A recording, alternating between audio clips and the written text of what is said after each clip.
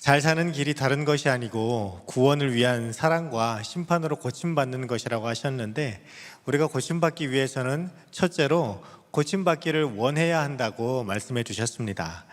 요단강을 가른 엘리사는 이제 여리고로 지나갑니다. 여리고는 입지와 환경은 너무 좋은데 물이 나쁜 곳이라고 해요. 물은 근원이라고 하셨고, 이 근원이 나쁘다고 하는 말은 유산된다, 생명이 없다는 말이라고 그렇게 풀어주셨습니다. 물이 나빴기 때문에 이 재건된 여리고는 농사가 잘 되지 않는 그런 지역이었다고 해요. 그러니 겉은 아름답지만 속은 생명이 없어 죽어가는 그런 도시가 바로 여리고였습니다. 여리고가 왜 이런 도시가 됐을까? 그 근원을 보니 과거 여호수아 시대에 여리고를 재건하는 사람은 저주를 받는다고 말씀에 그렇게 이야기했는데, 300년 뒤에 이제 아합의 시대에 상하궁을 지으면서 부러울 것이 없는 그런 때가 오니까 사람들이 하나님이 주셨던 말씀을 무시하고 여리고를 재건했기 때문이라고 합니다. 성경의 말씀이 그 시대 사람들의 귀에 들어오지 않는 그런 시대가 왔던 것이죠. 그래서 히엘이라고 하는 사람을 중심으로 말씀을 무시하고 여리고를 재건했다가 그 히엘의 두 아들이 말씀대로 죽게 되는 저주를 받은 도시가 바로 여리고이기도 했습니다. 하지만 이렇게 오랜 시간 동안 저주를 받았던 여리고도 이제 하나님의 때가 되니까 우리를 고쳐달라고 찾아오는 사람이 있게 하셨습니다. 그러니 엘리사는 이 초신자 사람들을 호호 불며 문제 해결책을 주는데요, 새 그릇에 소금을 담아 내게로 가져오라고 그렇게 말을 합니다. 이 말을 들은 여리고 사람들은 소문만 듣고도 선지자의 능력을 신뢰했고, 선지자를 통해 역사하시는 하나님을 신뢰하고 믿었기 때문에 시체를 찾아다녔던 제자들처럼 판단하거나 토를 달지 않고 즉시 가져왔다고 하죠.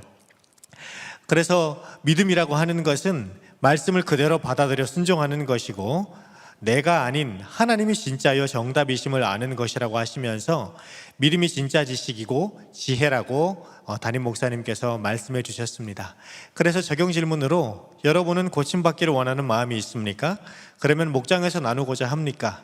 내 문제는 내가 알아서 한다고 생각합니까? 나눠보라고 이야기해 주셨습니다. 네, 이대지 요약하겠습니다. 말씀으로 고침받습니다.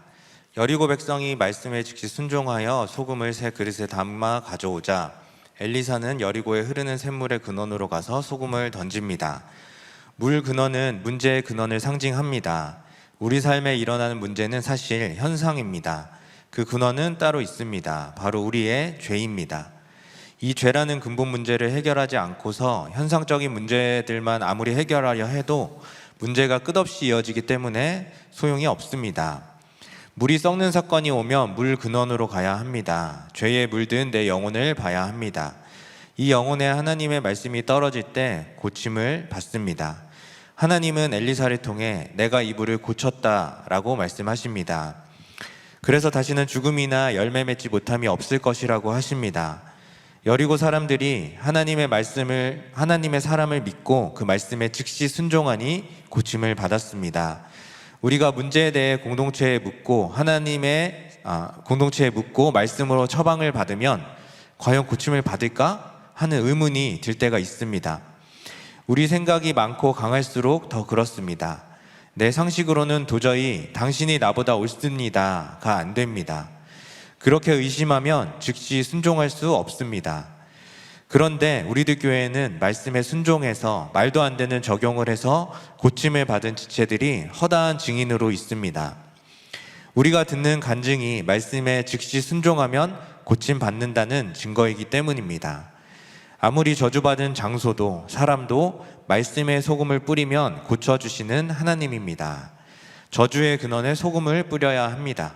근원을 잘라내기 위해서 가지도 말아야 될 곳이 있고 만나지도 말아야 될 사람이 있습니다. 말씀을 근원에 대고 지져야 합니다. 예배 드리고 양육받고 나누고 하는 것이 말씀에 지지는 것입니다. 네, 적용 질문으로는 오늘 말씀의 소금으로 잘라야 할 나의 근원적인 부패함은 무엇입니까? 그래서 끊지 못하는 것은 무엇입니까? 여리고 같은 우리 집안을 위해 고쳐달라고 찾아가야 할 엘리사는 누구, 어디입니까? 양육으로 지질 생각은 없으신가요? 나눠보라고 하셨습니다. 예, 3대지는요, 심판으로 고침받습니다입니다.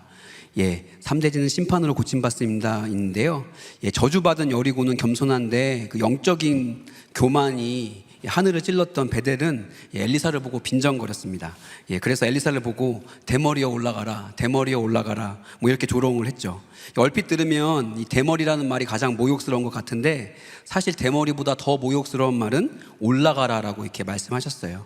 왜냐하면 이건 단순한 조롱이 아니라 엘리사의 승천을 조롱한 하나님을 조롱한 이야기이기 때문입니다. 하나님이 엘리사에게 올라가라며 조롱하는 이 아이들에게 그래서 앙콤을 허락하셔서 아이들을 죽게 합니다. 이것은 이 하나님이 이 문제에 대해서 가볍게 여기지 않으시고 묵과하지 않으신다는 뜻이죠. 예, 우리가 겉으로 보기에는 이 심판이 잔인해 보이지만 사실은 이것은 이 도시 전체를 구원케 하시기 위한 구속사의 역할을 하게 하는 하나님의 사랑의 심판이라고 말씀해 주셨습니다. 이것은 나를 회개의 자리로 부르시는 하나님의 나팔 소리인 거죠. 그 어떤 사건도 최종 목적에는 구원이 있다고 말씀해 주셨습니다. 예, 그 구원이 있기 때문에 어떠한 사건도 어떠한 환경도 어떠한 관계도 그 목적에는 구원이 있기 때문에 우리가 그것을 바라봐야 된다고, 구원은 구원과 심판은 동전의 양면과 같다고 이렇게 말씀해 주셨습니다. 특별히 그 엘리사를 조롱한 아이들을 보면서 우리가 그냥 유교적인 관점으로 옳고 그르다 이렇게 볼 게 아니라 이것이 그 부모가 보였던 삶의 태도, 특별히 하나님을 향해서 보여줬던 태도를 그대로 아이들이 보고 배운 거라고 말씀해 주시면서 아이들에게 우리가 구원의 삶, 구원과 심판이 동전의 양면인 것을 보여주며 하나님의 사랑인 것을 깨닫는 삶을 보여줘야 한다고 주님이 이렇게 보여줬다고 그것을 이제 말씀해 주셨습니다. 예, 적용 질문으로는요, 내 아이들이 곰에게 찢어 죽임을 당할 말을 하고 있지는 않습니까? 여러분의 사역자, 목회자, 또 남편, 아내, 자녀, 부모, 시부모, 상사, 부하에 대한 표현은 어떻습니까? 신실한 표현을 얼굴과 언어에 나타내고 있습니까? 지금까지 원망하는 심판의 사건은 무엇입니까? 모든 사건의 목적은 구원임이 얼마나 인정됩니까?